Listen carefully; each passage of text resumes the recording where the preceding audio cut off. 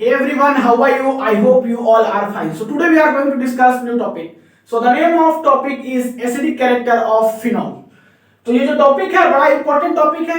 हर बार इस टॉपिक से एग्जाम में क्वेश्चन पूछा जाता है और वो क्वेश्चन क्या है कि why phenol is acidic in nature. Phenol जो है वो एसिडिक इन नेचर क्यों होता है, ठीक है। तो उसी टॉपिक के बारे में इस क्लास में हम क्या करेंगे, बात करेंगे। तो सबसे पहले इसके बारे में हम एक दो लाइन लिखते हैं नहीं, और उसके बाद फिर उसी चीज को स्ट्रक्चर से समझेंगे जो चीज लिखेंगे। आप बस 5 मिनट ध्यान से मेरे साथ रहिए, आपको पक्का ये टॉपिक अच्छा से समझ में आ जाएगा। तो सबसे फर्स्ट हम इसके बारे में कुछ लिखते हैं, उसके बाद फिर उसी चीज को क्या करेंगे, स्ट्रक्चर के थ्रू समझेंगे। तो लिखिए, when phenol is dissolved in water to form phenoxide ion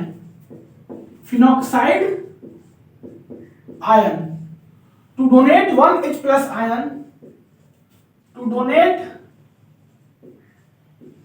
1H plus ion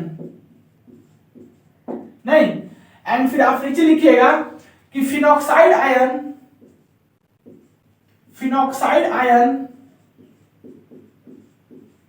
is stabilized by resonance का नाम सुने होंगे। Phenoxide ion is stabilized by resonance. That's why phenol act as acidic in nature। तो हम क्या लिखे उसको एक बार आप पढ़िए, ठीक है। उसके बाद फिर इसका हम स्ट्रक्चर से आपको समझाते हैं। हम बोले कि when phenol is dissolved in water, जब फिनॉल को क्या करेंगे, वाटर के साथ डिसॉल्व करेंगे तो वो क्या फॉर्म करेगा, फिनॉक्साइड आयन, और एक H+ को क्या करेगा, डोनेट करेगा, ठीक है। अब फिनॉक्साइड आयन जो है वो स्टेबलाइज्ड हो जाता है किसके साथ, किसके चलते, फिनॉक्साइड आयन किसके चलते स्टेबलाइज हो जाता है, रेजोनेंस के चलते। So that's why phenol is acidic in nature. तो जो बात अभी हम लिखे उसी चीज को थोड़ा सा आप स्ट्रक्चर से समझिए। ये देखिए आपका स्ट्रक्चर है फिनॉल का, ये स्ट्रक्चर है फिनॉल का, नहीं यहां पे लगा हुआ है आपका OH, यहां पर भी लगा सकते हो, ये मुद्दा नहीं है। तो ये फिनॉल का स्ट्रक्चर हुआ, और जब इसको हम H2O के साथ क्या करेंगे कि डिसॉल्व करेंगे तो होता क्या है कि ये बनाता है फिनॉक्साइड आयन, और फिनॉक्साइड आयन का स्ट्रक्चर कुछ ऐसा होता है। फिनॉक्साइड आयन का स्ट्रक्चर कुछ ऐसा होता है, यहाँ पे O- लग जाता है, नहीं यहाँ पे O- लग जाता है। तो ये हुआ आपका फिनॉक्साइड आयन। और एक बात और कि उसके बावजूद क्या लिखा हुआ था कि डोनेट करता है एक H+ आयन को। तो यहाँ देखिए फिनॉल में यहाँ पे क्या है, OH है, यहाँ पे क्या बचा, O-। तो ये H+ जो है अपना H+ डोनेट कर दिया इस H2O के पास, ये H+ को इस H2O के पास क्या कर दिया, डोनेट कर दिया। तो यहाँ पे क्या बन जाएगा, H3O। समझ में आया, H3O क्या है, हाइड्रोनियम आयन है। तो आपको हम इसका नाम बता दे रहे हैं, ये है आपका फिनॉल, ये है आपका फिनॉल, और ये है आपका फिनॉक्साइड आयन, ठीक है। तो हम जो चीज वहां पे बोले थे वही चीज यहाँ पे लिखे हैं कि फिनॉल जो है जब वाटर के साथ डिसॉल्व करता है तो ये बनाता है फिनॉक्साइड आयन, और ये फिनॉल के पास जो OH है उसमें से H जो है अपना डोनेट कर देता है इस H2O के पास और बना लेता है H3O, ठीक है।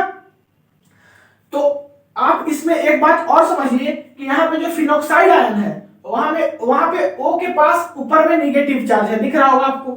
तो इस नेगेटिव चार्ज का क्या मतलब है, इस नेगेटिव चार्ज का मतलब है कि इसके पास एक्स्ट्रा और इलेक्ट्रॉन है। मींस पहले से इसके पास, तो ऑक्सीजन के पास कितना लोन पेयर होता है, 3 लोन पेयर होता है। तो 3 लोन पेयर अगर ऑक्सीजन के पास होता है तो इसके पास 6 इलेक्ट्रॉन पहले से था, और माइनस चार्ज है मींस और एक्स्ट्रा इलेक्ट्रॉन इसके पास है। तो इस नेगेटिव चार्ज का मतलब क्या है आपको समझना जरूरी है, क्योंकि कोई पूछ सकता है कि यहाँ पे जो नेगेटिव चार्ज है इसका क्या मतलब है, नहीं। तो अब हम आते हैं अपने मुद्दा पे, जिससे कि हमको पता करना है कि एसिडिक कैसे होता है। तो सबसे फर्स्ट आप देखिए कि किसी भी आप कंपाउंड को एसिडिक कब कहते हो, कैसे कहते हो उसको एसिडिक, उसका H+ डोनेट करने की टेंडेंसी को देख करके।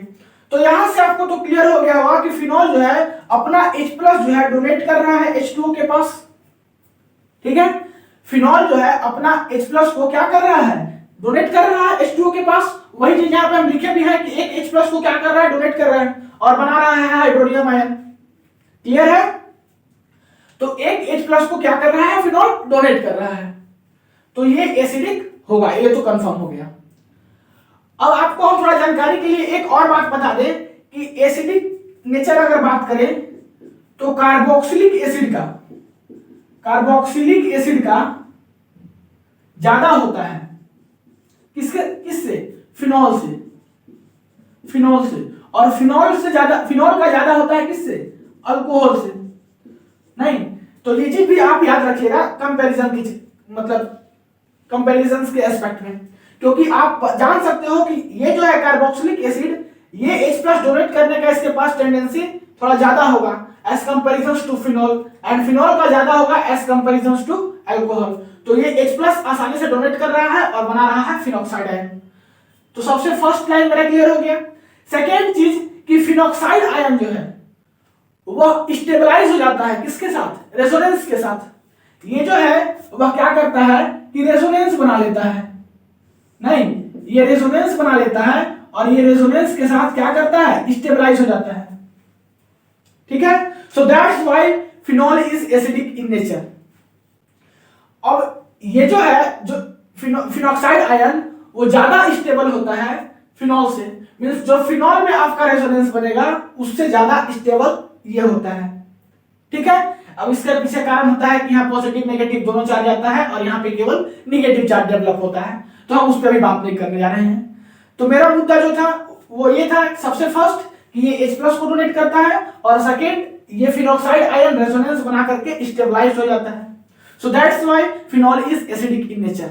नहीं, वही चीज लिखे है, एक बार फिर से आप पढ़ लीजिए कि when phenol is dissolved in water to form phenoxide ion to donate 1 H+ ion, जो कि यहाँ पे आपको दिख रहा है कि फिनॉल को हम क्या किए, वाटर के साथ डिसॉल्व किए, फिनॉक्साइड आयन बनाया और ये फिनॉल जो है एक H+ को डोनेट किया तो H3O+ बनाया, ठीक है। Phenoxide ion is stabilized by resonance. Phenoxide ion जो है वो किसके साथ स्टेबलाइज्ड हो गया, रेजोनेंस के साथ। So that's why phenol is acidic in nature, ठीक है।